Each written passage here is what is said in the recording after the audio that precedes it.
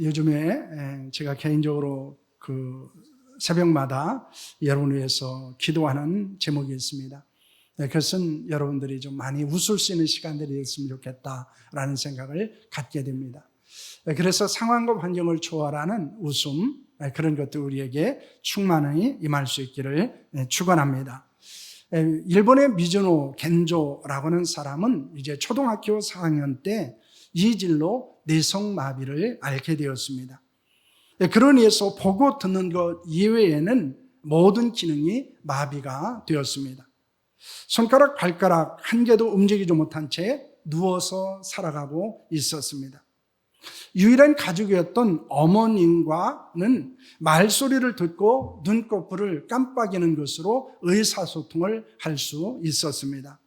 어머니는 겐조의 머리맡에 이제 성경을 펴두고 일을 나가게 됩니다. 그럼 하루 종일 이 겐조는 펴져 있는 성경만을 볼 수밖에 없었습니다. 어머니가 집에 돌아올 때까지 겐조가 볼 수 있는 것은 펼쳐져 있는 성경 한 장뿐이었습니다. 성경을 보지 않으려고 해도 온종일 볼 수 있는 것이 성경밖에 없었기 때문에 그가 성경을 보지 않을 수는 없었다는 것입니다. 지극정성으로 돌봐주는 어머니, 그리고 자주 찾아와서 복음을 전하고 그리고 이야기를 해주는 목사님으로 인해서 조금씩 그의 마음의 문이 열리게 됩니다. 하루는 그의 눈에 들어온 성경 구절이 있었습니다. 고린도후서 12장 9절 말씀인데, 나에게 이르기를 내 은혜가 내게 족하도다. 이는 내 능력이 약한 데서 온전해짐이라 하신지라. 그러므로 도리어 크게 기뻐함으로 나의 여러 약한 것들에 대하여 자랑하리니 이는 그리스도의 능력이 내게 머물게 하려 함이라 라고는 말씀이었습니다. 바울이 약한 가운데서 하나님의 능력을 경험했다라고는 것이 이제 이 겐조의 마음속에 들어오기 시작을 하고, 그리고 그날부터 자신의 고난을 새롭게 보기 시작했습니다. 그는 눈을 깜빡이는 신호로 어머니와 소통을 하면서 시를 쓰게 됩니다. 그가 쓴 괴롭지 아니하였더람이라고 하는 시가 있습니다. 화면을 보시면 이런 내용으로 되어져 있습니다. 만일 내가 괴롭지 않았더라면 하나님의 사랑을 받아들이지 않았을 것을, 만일 모든 형제 자매들이 괴롭지 않았더라면 하나님의 사랑은 전해지지 않았을 것을, 만일 우리 주님이 괴롭지 않았더라면 하나님의 사랑은 나타나지 않았을 것을 이라고 하는 시입니다. 이 미즈노 겐조는 고백하고 있습니다. 자신에게 괴로움이 없었더라면 하나님의 사랑을 받아들이지 않았을 것이고, 사람들에게 괴로움이 없었더라면 하나님의 사랑이 전달되지 않았을 것이고, 예수께서 괴로움을 겪지 않았다면 하나님의 사랑이 나타나지 않았을 것이다 라고 말합니다. 그러므로 괴로움은 저주가 아니라 또 다른 하나님의 인도하셨음을 그는 고백하고 있는 것입니다. 여러분, 환난은 무엇입니까? 환난과 의미가 같은 단어가 고난이라고 하는 단어가 있습니다. 이 고난은 인간적인 괴로움이나 어려움을 이야기할 때 사용하는 단어입니다. 환난은 근심과 재앙을 의미하고 있습니다. 근심은 해결되지 않은 것으로 인해서 속을 태우거나 우울해하는 것을 말합니다. 재앙이라고 하는 것은 뜻하지 않게 생기는 불행입니다. 그런데 세상에서 환난을 당하지 않은 사람은 없습니다. 환난을 극복하지 않고 성공한 인생을 살아간 사람도 없습니다. 모든 사람은 종류는 다르고 그 정도는 다르지만은 환난을 겪고 그것을 극복함으로 살아가고 있다는 것입니다. 하지만 환난을 어떻게 바라보고 어떻게 반응하느냐라고 하는 것은 사람들마다 다를 수 있다는 것입니다. 환난을 당할 때 낙심하고 절망하는 사람들이 있습니다. 원망하고 불평하고 포기하는 사람들도 있습니다. 새로운 용기를 갖고 도전을 하는 사람도 있고 소망 가운데서 다시 일어나 살아가는 사람들도 있습니다. 여러분은 고난과 환난에 대해서 어떤 반응을 보이고 있습니까? 낙심하고 절망하고 있지는 않습니까? 원망하고 불평하고 있지는 않습니까? 포기하고 있지는 않습니까? 우리는 새로운 용기와 소망을 가질 수 있기를 소망합니다. 다시 일어나 도전하는 하나님의 사람이 될 수 있기를 축복합니다. 하나님의 사람들에게도 환난이 있었습니다. 성경에 있는 하나님의 사람들도 환난을 겪었습니다. 그런데 그들은 다른 관점에서 그 환난을 바라보고 다른 관점에서 그 환난에 대해서 반응하는 삶을 살았던 것을 우리는 볼 수 있습니다. 욥은 온전하고 정직하고 하나님을 경외하고 악에서 떠난 사람이었습니다. 그런 욥은 하루 만에 아들 7과 딸 3을 잃어버리게 됩니다. 많은 재산을 빼앗기게 되었습니다. 악한 종교로 인해서 온 몸은 헐었고 기와장으로 긁을 정도로 고통을 겪고 있었습니다. 그런 상황에서 아내는 그를 위로하는 것이 아니고 하나님을 저주하고 죽으라는 악담을 하고 떠나게 됩니다. 그의 친구들은 그를 찾아와서 위로하기보다는 책망하고 가르치려고 했습니다. 그를 이해하고 위로하고 용기를 주는 사람은 아무도 없었습니다. 그때 욥은 무엇이라고 고백을 하고 있습니까? 욥기 23장 10절 말씀입니다. 그러나 내가 가는 길을 그가 아시나니 그가 나를 단련하신 후에는 내가 순금같이 되어 나오리라 라고는 말씀을 하고 있습니다. 욥은 모든 것을 잃고 떠난 상황에서 그것을 하나님의 연단으로 생각합니다. 그 연단을 맞추는 순금 같은 존재로 자신이 변화될 것을 믿었습니다. 그는 환난을 자신을 단련하는 훈련의 시간으로 생각했기 때문에 그 환난을 극복할 수 있었다고 하는 것입니다. 바울은 환난에 대해서 무엇이라고 말합니까? 고린도후서 1장 6절 말씀입니다. 함께합니다. 우리가 환난을 당하는 것도 너희가 위로와 구원을 받게 하려는 것이요 우리가 위로를 받는 것도 너희가 위로를 받게 하려는 것이니 이 위로가 너희 중에 역사하여 우리가 받는 것 같은 고난을 너희도 견디게 하느니라 라고는 말씀을 합니다. 바울은 환난 중에 위로하시는 하나님을 경험하게 됩니다. 그래서 그는 하나님은 환난을 당할 때 위로와 구원을 주시는 분이라고 고백하고 있습니다.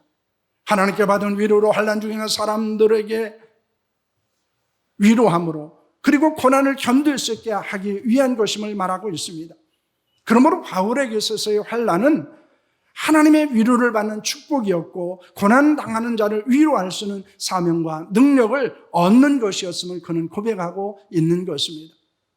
이렇게 많은 사람들이 환난을 당하지만은 그 환난을 어떻게 이해하느냐 그리고 그것을 어떻게 반응하느냐라고 하는 것은 다룰 수 있다는 것을 우리에게 보여주고 있는 것입니다. 우리도 마찬가지입니다.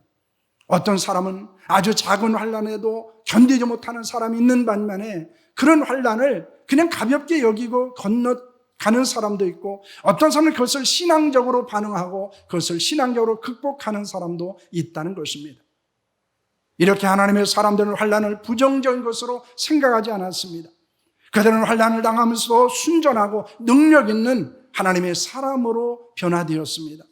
하나님의 뜻을 발견하고 믿음으로 순종하는 삶을 살았던 것을 보여주고 있습니다. 환난을 당할 때 받은 하나님의 은혜와 위로를 고난자들을 섬기는 데 사용하기도 했습니다. 그렇다면 그들에게 있어서 환난은 고통과 불행이 아니었습니다. 오히려 그것은 축복이었고 행복이었습니다. 우리도 그들과 같은 환난을 신앙적인 관점에서 해석하고 반응하는 자들이 될 수 있기를 소망합니다. 시편 86편은 다윗의 시입니다.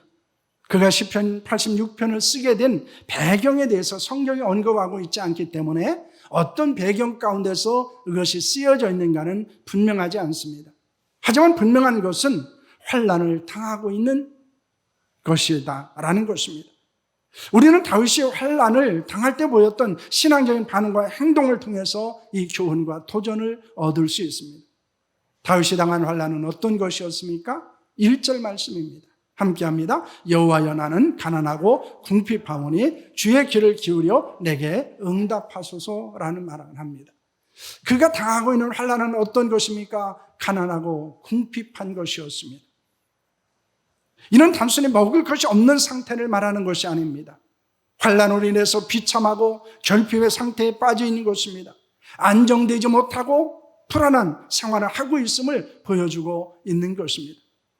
그런 상황에 처한 것은 무엇 때문이었습니까? 14절 말씀을 보시길 바랍니다. 함께합니다. 하나님이여 교만한 자들이 일어나 나를 치고 포악한 자의 무리가 내 영혼을 찾아 싸우며 자기 앞에 줄을 두지 아니하였나이다 라고 말하고 있습니다.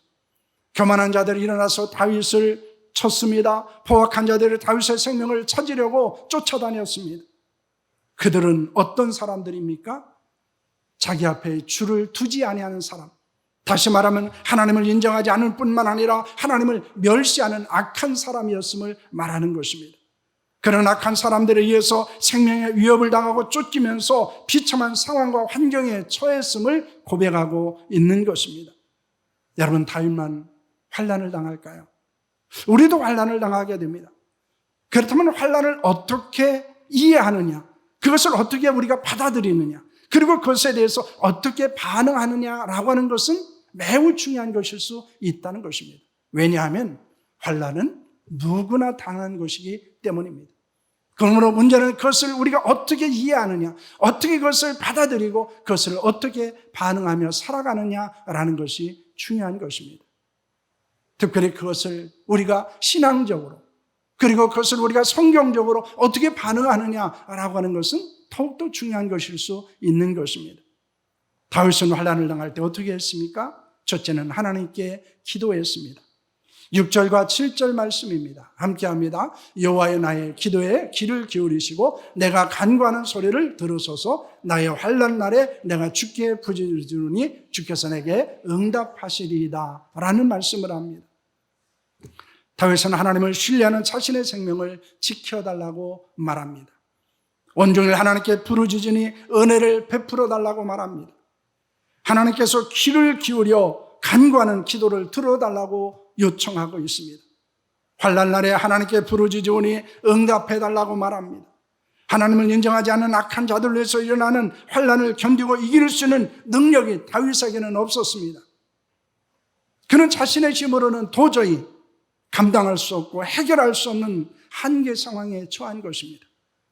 그때 다윗은 하나님께 무릎을 꿇었습니다. 그리고 손을 들고 하나님께 간절한 기도를 하게 됩니다. 영국의 찰스 스펄전 목사님은 이런 이야기를 합니다. 한번 읽어보실까요? 당신의 희망이 무너지고 당신의 기쁨이 거꾸러졌을 때 가장 좋은 방법은 하나님 앞에 무릎을 꿇는 것이다 라는 말씀을 합니다. 이 스펄전 목사님이 우리에게 도전합니다. 여러분, 희망이 무너졌습니까? 당신의 기쁨이 사라졌습니까? 그러면 가장 좋은 방법은 여러분 하나님 앞에 무릎을 꿇고 기도하는 것입니다 라고 말하고 있습니다. 우리는 지금 희망이 아닌 절망의 시대를 살고 있습니다. 기쁨이 아닌 슬픔의 시기를 지나고 있습니다. 그럴 때 가장 좋은 방법은 하나님 앞에 무릎을 꿇고 기도하는 것입니다. 환난을 견디고 극복할 수 있는 가장 좋은 방법은 기도하는 것입니다. 하나님의 사람들은 환난과 위기를 겪을 때 기도로 그 환난을 돌파했던 사람들이었습니다. 우리도 환난을 당할 때 염려하고 걱정하고 절망만 하지 말아야 합니다. 하나님께 간절히 기도하는 하나님의 사람들이 될 수 있기를 축복합니다. 둘째로 하나님에 대한 신앙을 고백했습니다. 8절에서 10절 말씀입니다. 주여, 신들 중에 주와 같은 자 없사오며 주의 행하신 것 같은 일도 없나이다. 주여, 주께서 지으신 모든 민족이 와서 주의 앞에 경배하며 주의 이름의 영광을 돌리리이다. 무릇 주는 위대하사 기이한 일들을 행하시오니 주만이 나의 하나님이시나이다. 아멘. 무릇 주는 위대하사 기이한 일들을 행하시나니 주만이 나의 하나님이시니이다. 아멘. 다윗의 기도를 들으시고 응답하신 하나님은 어떤 분이십니까? 다윗이 환난을 당할 때, 기도했을 때 그 기도를 들으시고 역사하신 하나님은 어떤 분이십니까? 누가 환난 중에 기도할 수 있습니까? 그것은 하나님에 대한 신앙을 가진 사람입니다. 하나님은 위대하신 분입니다. 놀라운 일을 행하시는 분이십니다. 그분은 홀로 한 분이신 하나님이십니다. 그러므로 우리가 하나님께 만드신 모든 민족이 하나님 앞에 경배할 것이고 하나님의 이름에 영광을 돌릴 것이라고 말하고 있습니다. 하나님은 위대하신 분으로 놀라운 일을 행하신 분임을 믿으시기를 바랍니다. 그 하나님의 놀라운 일, 위대한 일을 경험할 수 있는 것은 하나님 앞에 기도하는 것입니다. 그리고 그 하나님을 믿고 나아가는 것입니다. 그 하나님의 위대한 역사를 누가 경험할 수 있습니까?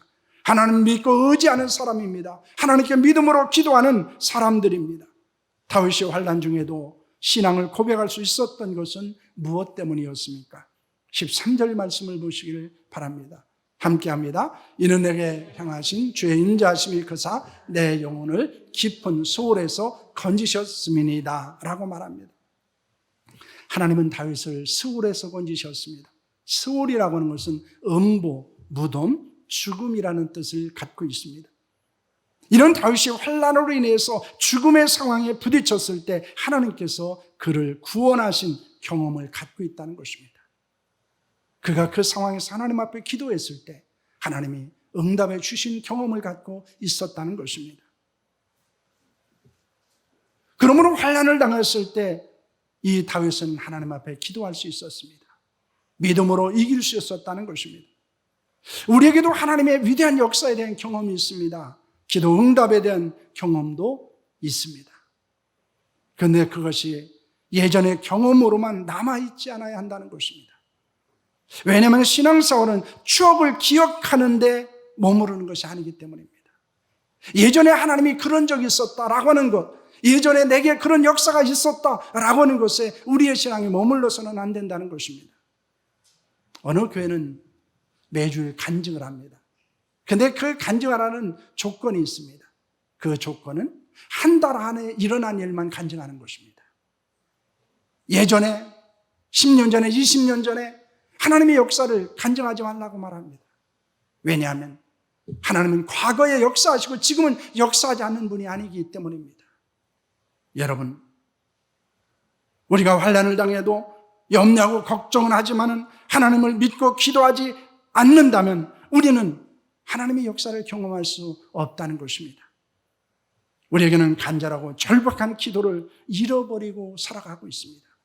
그래서 지금도 위대한 일을 행하신 하나님, 지금도 귀한 일을 행하시는 하나님을 경험하지 못하고 있는지도 모른다는 것입니다. 지금 여러분은 어떻습니까? 전에는 예배를 드릴 때마다 하나님의 임재를 경험했습니다. 말씀에 대한 사모함도 있었습니다. 설레임도 갖고 있었습니다. 기도에 대한 확신도 있었습니다. 찬송할 때는 감격도 있었습니다. 봉사하면 기쁨도 있었습니다. 그런데 지금은 어떤가라는 것입니다. 우리의 신앙이 예전의 감격이나 예전의 기쁨이나 예전의 감사나 예전의 그런 확신을 가지고 지금 신앙생활이 있지 않은가라는 것입니다. 과거의 것은 우리에게 소중한 자산이지만 우리의 신앙생활은 거기에 머물러서는 안 된다는 것입니다. 혹시 성경을 읽으면서 흘렸던 눈물 자국만 남아있는 성경이 여러분에게 있지 않습니까? 마르지 않은 그 눈물이 있는 성경을 우리는 갖고 있어야 합니다. 지금도 그 성경에 마르지 않는 눈물 때문에 감격해야 되고 예전에 기도 응답을 말하지 말고 지금도 기도하고 응답받고 하나님의 역사를 증거하는 자로 살아야 하는 줄로 여러분 믿으시기를 바랍니다. 왜냐하면 우리의 신앙생활은 과거의 추억에 젖어 있는 것이 아니기 때문입니다. 우리의 신앙생활은 현재 진행형이고 미래 지향적인 것이기 때문입니다. 지금도 하나님의 역사와 기도 응답을 경험하는 은혜가 우리 가운데 있기를 축복합니다. 그러기 위해서는 우리는 환난 중에 기도하셔야 합니다. 하나님을 믿고 고백해야 합니다. 그러지 않으면 우리는 하나님의 역사, 하나님의 위대한 일, 하나님의 귀한 일을 경험할 수 없다는 것을 우리에게 보여주고 있습니다. 우리가 그때 그것을 경험할 수 있었던 것은 무엇 때문이었습니까?